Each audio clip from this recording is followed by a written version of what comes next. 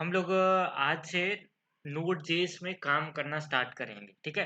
हम लोग पिछले वाले क्लास के अंदर इंस्टॉलेशन देखे थे, नोड जेएस को कैसे इंस्टॉल करते थे। और ये भी बताए थे कि नोड जेएस के अंदर जितने भी फाइल बनाते हैं उसको मॉड्यूल बोलते हैं। ठीक है। तो आज हम फिर से काम करेंगे नोड जेएस पे। तो सबसे पहले नोड जेएस में काम करने के लिए सबसे पहले आपको फोल्डर एक बना के रखिए हमेशा। जैसे कि हम पिछले क्लास में नोड एग्जाम्पल नाम का फोल्डर बनाए थे। ठीक है। तो वो हम किसी वजह से डिलीट कर दिए हैं। तो एक काम करते हैं, आज फिर से हम एक फ़ोल्डर बना लेते हैं। ठीक है। नोड एग्जाम्पल नाम का एक फ़ोल्डर बनाए हैं और इस फ़ोल्डर को यहाँ से फाइल और देखिए ओपन फाइल नहीं करना, ओपन फ़ोल्डर करना है क्योंकि हम फ़ोल्डर को ओपन करते हैं। तो इस फ़ोल्डर को ऐसे ओपन कर लेंगे। ठीक है। इस तरह ओपन हो जाता है। अब इस फ़ोल्डर के अंदर आप कई सारे फाइल और फ़ोल्डर दोनों बना सकते हैं। तो हम एक फाइल बनाते हैं। नाम कुछ भी रख सकते हैं। हम रखते हैं first FIRST first dot JS. ठीक है। और यहाँ पे लिखते हैं कंसोल डॉट लॉग और यहाँ पे हम कुछ भी प्रिंट करा सकते हैं HELLO हेलो। ठीक है। और देखिए अभी हम क्या कर रहे हैं, अभी हम इसको सेव कर लेते हैं कंट्रोल H से और इसको टर्मिनल पे जाके डायरेक्टली हम देखिए अभी हम नोड एग्जाम्पल वाले फ़ोल्डर में हैं। अगर इस फ़ोल्डर में नहीं होते तो हम सीडी और उस फ़ोल्डर का नाम रख के डायरेक्टली चेंज कर लेते हैं। ठीक है। लेकिन हम उसी फ़ोल्डर में हैं इसलिए डायरेक्ट हम लिख देते हैं यहाँ पे। देखिए अभी हम लिख रहे हैं, देखिए ध्यान रखिएगा इंडेक्स नहीं, फर्स्ट डॉट जेएस। ठीक है। जैसे ही क्लिक करेंगे तो देखिए हमको ये बोल रहा है this first dot JS was not found, इसको मिल नहीं रहा है।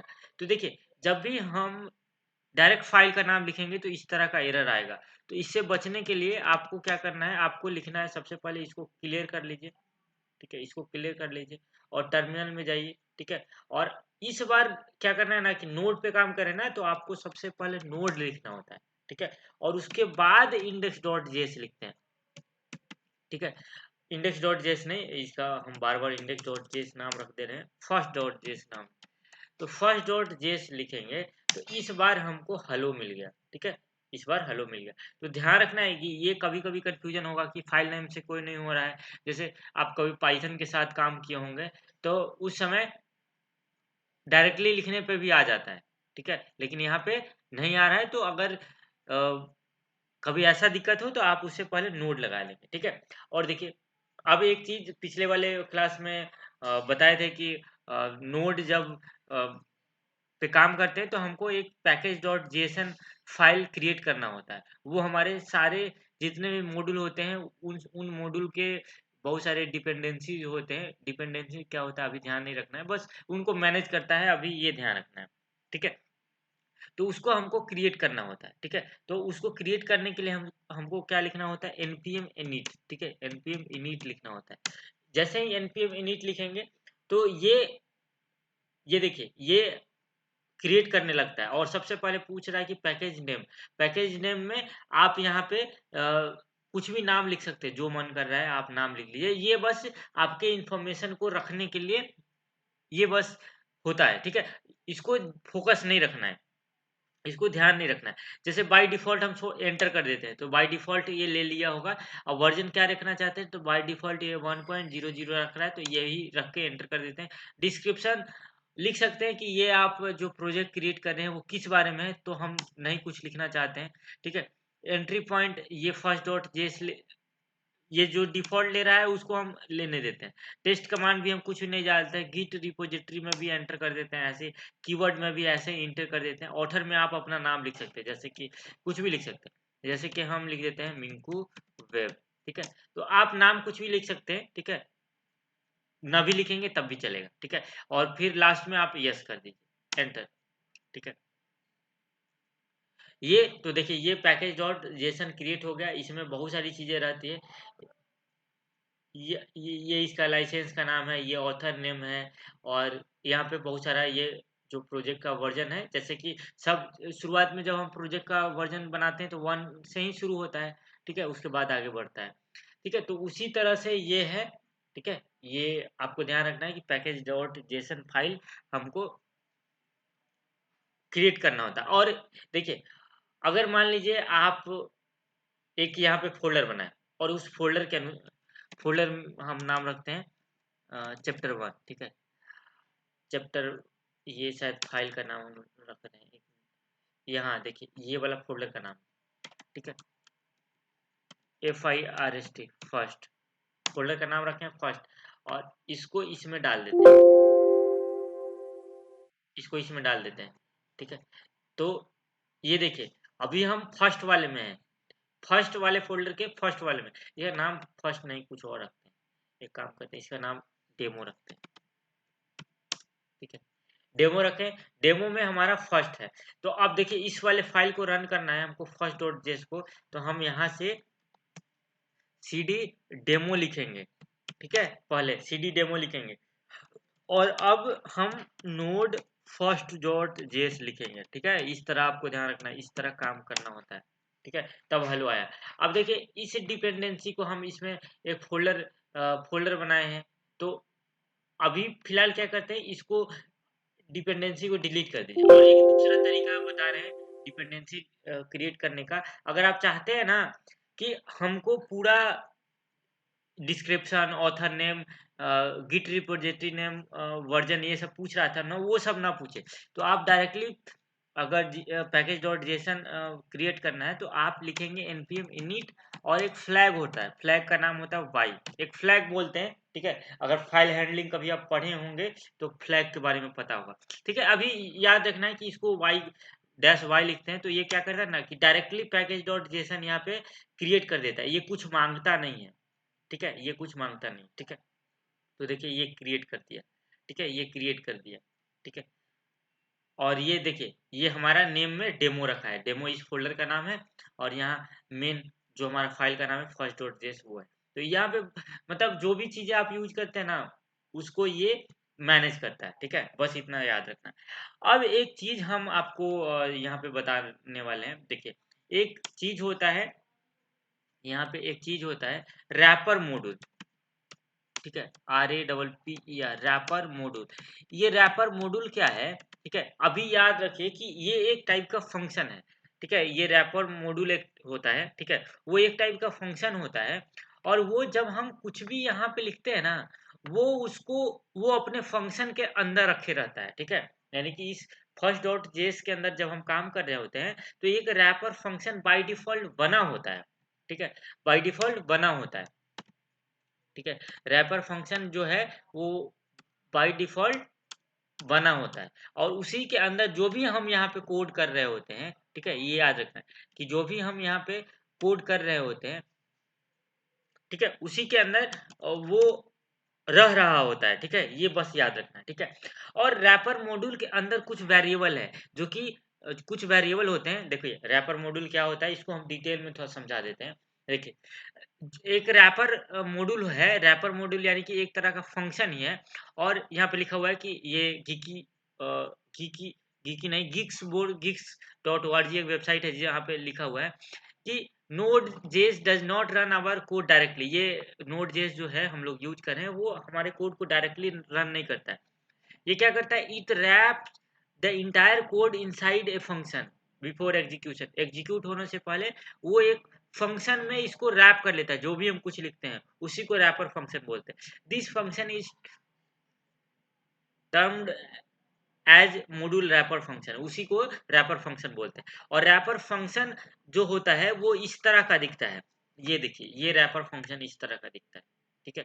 इस तरह का रैपर फंक्शन दिखता है और जो भी हम कोड लिखते हैं ना वो इसी के अंदर आता है बाय डिफॉल्ट, इसकी इसी के अंदर लिखते हैं। कंसोल डॉट लिखे थे ना तो वो इसी के अंदर रहता है, ठीक है? ये जो कंसोल डॉट लॉग है ये इसके अंदर लिखता रहता है, ठीक है? ये इसके अंदर रहता है बाय डिफॉल्ट, लेकिन इसको लिखना नहीं होता है। अगर आप इसको लिख रहे हैं ना तो फिर से ये मतलब ये मान लीजिए कि ये ये अगर लिख दिए तो ये फिर से एक रैपर, ये पूरा जो है ना ये इसी को रैपर मॉड्यूल बोलते हैं, ठीक है? अगर लिख दिए तो ये फिर से एक रैपर मॉड्यूल के अंदर ये लिखा हुआ होगा, ठीक है? तो इस तरह से ध्यान रखिएगा। और ये जो रैपर फंक्शन है ना इसके अंदर एक्सपोर्ट नाम का वेरिएबल होता है। इससे हम फाइल को एक्सपोर्ट इंपोर्ट कर सकते हैं। उसी तरह रिक्वायर एक है, ठीक है? रिक्वायर है, इसका यूज़ हम करते हैं मॉड्यूल को इंपोर्ट करने के लिए, ठीक है? जैसे इस फाइल में जो कुछ भी लिखा हुआ है, उसको दूसरे फाइल में एक्सेस करना है, तो उसके लिए रिक्वायर और एक्सपोर्ट की मदद से सबसे पहले इस फाइल को यहाँ से एक्सपोर्ट करेंगे और दूसरे फाइल में एक्सेस करना है, इसमें जो कुछ भी लिखा हुआ है, तो उसके लिए रिक्वायर का यूज़ करते हैं। ठीक है? उसी तरह से यहाँ पे मॉड्यूल है, ठीक है? इन सबको आप प्रिंट भी कर सकते हैं, सबको प्रिंट भी कर सकते हैं। आप फाइल नेम को देखना है तो वो भी देख सकते हैं, जैसे कि ये जो डेमो फ़ोल्डर के अंदर first.js है, तो अगर हम डायरेक्टरी नेम को प्रिंट करेंगे ना, देखिए हम ये सबको दिखा देते हैं। एक काम करते हैं अ, यहाँ पे console.log लिखते हैं console.log, ठीक है? console.log और सबसे पहले देखिए हम यहाँ पे डबल अंडरस्कोर, ठीक है? ये अंडरस्कोर लिखे हैं नीचे, ठीक है? और dir लिखते हैं और हम अभी रन करने की कोशिश करते हैं नोड यहाँ पे नहीं, यहाँ पे, यहाँ पे नोड और स्पेस इंडेक्स नहीं, फर्स्ट डॉट जेस है, फर्स्ट डॉट जेस। जैसे ही रन करेंगे तो ये देखिए यहाँ पे, ये देखिए ये हमको रिजल्ट में ये पूरा डायरेक्टरी दिया है, देख रहे हैं? ये डायरेक्टरी दिया है। इस डायरेक्टरी के अंदर हम लोग हैं, ठीक है? इस डायरेक्टरी के अंदर हम लोग हैं, तो इसीलिए ये पूरा डायरेक्टरी रिटर्न करके देता है। इसी तरह से आप फाइल नेम प्रिंट करवा सकते हैं। देखिए इसके अंदर डायरेक्टरी नेम देख लिए, फाइल नेम को भी आप यहाँ से रिटर्न करवा सकते हैं, ठीक है? फाइल नेम को भी आप यहाँ से रिटर्न करवा सकते हैं कि आप किस फाइल के अंदर काम कर रहे हैं, ठीक है? ये भी यहाँ से पता हो जाता है। तो इसको एक बार क्लियर कर लेते हैं, ठीक है? और यहाँ से हम सीडी डेमो वाले में चले जाते हैं, ठीक है? और इसको हम इस फाइल को रन कर लेते हैं। तो देखिए हम इस वाले फाइल के अंदर, ये हमारा फाइल नाम क्या है first.js, तो ये बता दिए फाइल नेम। इसी तरह से आप यहाँ से आप मॉड्यूल को भी देख सकते हैं, ठीक है? यहाँ से मॉड्यूल को भी देख सकते हैं। चलिए मॉड्यूल को देख लेते हैं, इसको सेव करते हैं और यहाँ से रन करते हैं, ठीक है? तो ये देखिए ये कुछ इन्फॉर्मेशन हमको दिया है, ठीक है? ये, ठीक है? ये कुछ इन्फॉर्मेशन दिया है। ऊपर और जाएँगे तो यहाँ से ऊपर थोड़ा कर लेते हैं। तो देखिए यहाँ पे ये हमको कुछ इन्फॉर्मेशन दिया है, ठीक है? ये कुछ आईडी दिया है, कुछ पाथ दिया है, फिर एक्सपोर्ट दिया है, फाइल नेम दिया है, लोडेड फॉल्स दिया है, ये कुछ इन्फॉर्मेशन दे रहा है मॉड्यूल के बारे में, ठीक है? यहाँ पे जितने क्रिएट होते हैं ना, ये ध्यान रखना है उन सबको मॉड्यूल कहते हैं। तो अभी हम बस इन्फॉर्मेशन थोड़ी-सी देखें कि जो भी आप कोड लिखते हैं वो रैपर फंक्शन के अंदर रैप किया जाता है, ठीक है? और रैपर फंक्शन किसको बोलते हैं? रैपर फंक्शन इसको बोलते हैं और इस रैपर फंक्शन के अंदर एक्सपोर्ट नाम का वेरिएबल होता है, रिक्वायर नाम का वेरिएबल होता है, मॉड्यूल नाम का वेरिएबल होता है, फाइल नाम का वेरिएबल होता है, डायरेक्टरी नेम नाम का वेरिएबल होता है। ये सब वेरिएबल होता है और इन सब का अलग-अलग यूज़ है, ठीक है? तो ये बेसिक चीज़ें थी जो कि हम नोड पे काम करने से पहले हमको समझना होता है और नोड जेएस के अंदर बहुत सारे मॉड्यूल होते हैं, ठीक है? जैसे एचटीटीपी मॉड्यूल होता है, बहुत सारे मॉड्यूल होते हैं, उन सब मॉड्यूल को हम लाइन बाय लाइन सीखना शुरू करेंगे, ठीक है? तो अभी के लिए इस क्लास के लिए इतना ही रखते हैं, ठीक है? अब नेक्स्ट क्लास में किसी एक मॉड्यूल को समझना शुरू करेंगे, ठीक है? यहाँ हमको बेसिकली मॉड्यूल से रिलेटेड ही डील करना होता है, ठीक है? हम मॉड्यूल के ऊपर ही डील करते हैं, ठीक है? तो कुछ मॉड्यूल हैं, बहुत सारे हैं, जैसे कि जो इम्पोर्टेंट है वही देखेंगे। अगर आप नोड जेएस के वेबसाइट पे भी जाएँगे ना, तो यहाँ पे भी आपको डॉक्यूमेंटेशन में जाएँगे तो आपको बहुत सारी चीज़ें यहाँ पे, अभी हम होम पेज पे हैं, ठीक है? यहाँ पे अबाउट है, यहाँ पे डाउनलोड है, यहाँ पे डॉक्स है, ठीक है?